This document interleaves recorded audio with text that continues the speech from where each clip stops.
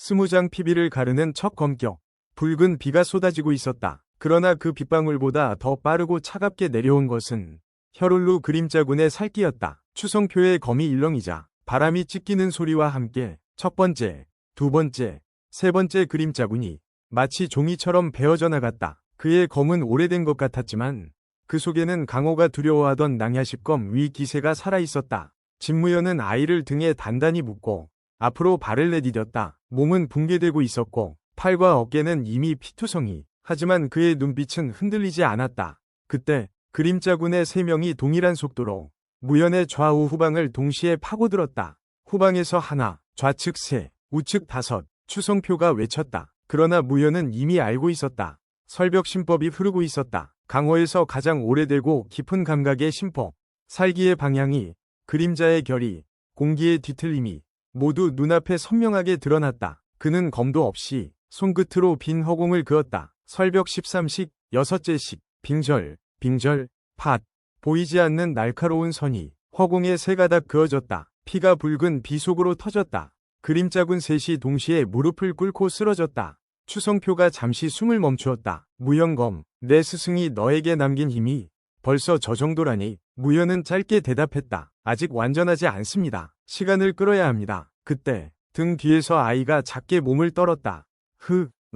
아이의 눈에서 붉은 윤광이 다시 피어오르기 시작했다. 피비가 그 빛 주변으로 빨려들며 아이의 기운이 더욱 불타올랐다. 추성표가 얼굴을 굳혔다. 이 아이의 각성이 너무 빠르다. 별표. 21장 그림자군의 지휘관 등장. 갑자기 주위의 공기가 무겁게 내려앉았다. 마치 산 하나가 집 위에 올려진 것처럼 그림자군이 양쪽으로 갈라지며 그들 사이로 한 인물이 걸어나왔다.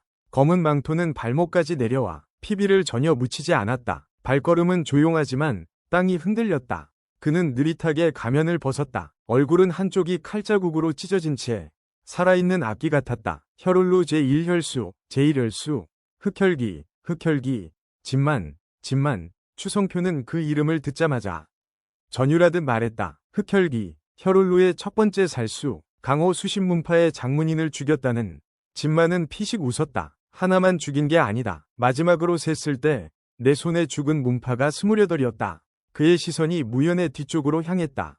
그 아이, 오늘 밤 끝낸다. 무연이 앞으로 섰다. 그럴 수는 없다. 진만은 눈썹 하나 까딱하지 않았다. 그럼 너부터 죽인다. 그리고 그의 발이 땅을 조용히 찍었다. 쿵! 그 충격 하나로 땅이 산산이 갈라졌다. 그 강력한 내공의 파동이 집 전체를 뒤흔들었다.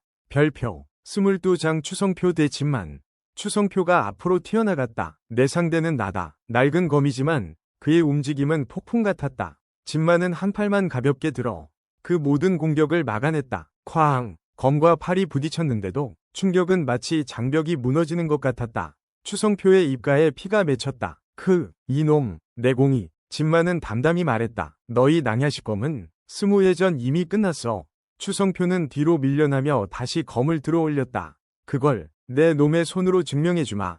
그 두 사람의 싸움은 초가집 뒤편으로 번쩍이며 치닫았다. 별표. 23장 무연의 폭주. 그 순간 아이의 숨결이 갑자기 멈췄다. 무연이 급히 등을 돌아보았다. 아이야. 아이의 눈동자가 완전히 붉게 물들어 있었다. 달빛과 피비가 아기의 가슴으로 빨려 들어갔다. 설벽심법의 기운조차 아이 주변에서 뒤틀리고 있었다. 이란이 떨리는 목소리로 말했다. 무연 공자. 아이가 하늘을 보고 있어요. 무연이 아이를 조심스레 안았다. 괜찮다. 이 아이야. 그러나 아이의 입에서 말도 안 되는 기운이 새어나오기 시작했다. 그 힘이 무연의 팔과 어깨를 타고 번졌다. 온몸이 불꽃처럼 타오르는 것 같았다. 이 기운은 너무 강하다. 아닌, 신법도 아닌, 오직 피와 달빛이 합쳐진 불가사의.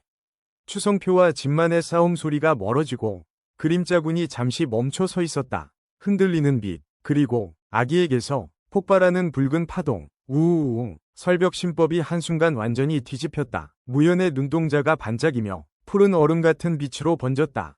그리고 그의 몸은 자신도 모르는 힘에 휘둘려 전장으로 뛰어들기 시작했다. 별표. 24장 얼음과 피의 각성.